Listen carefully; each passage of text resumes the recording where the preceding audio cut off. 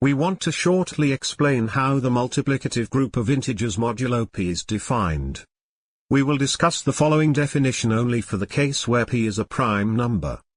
Then we note the multiplicative group of integers modulo p as seen.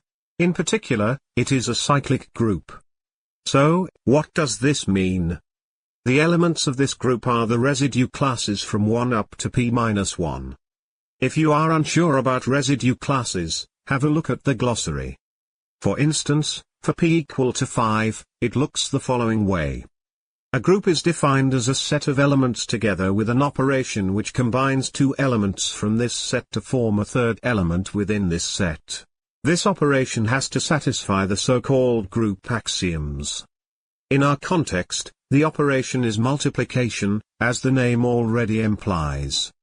Moreover, this group is a cyclic group, which means the group is generated by a single element, called the generator. Again, in our context, we call this generator a primitive root, which here means that every element of our group can be written as a power of the primitive root.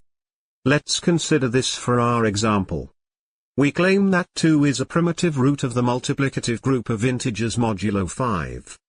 This means, we have to check whether we can write the representatives of the residue classes, namely 1 2 3 4, as different powers of 2 modulo 5. By trial and error, this can be easily done.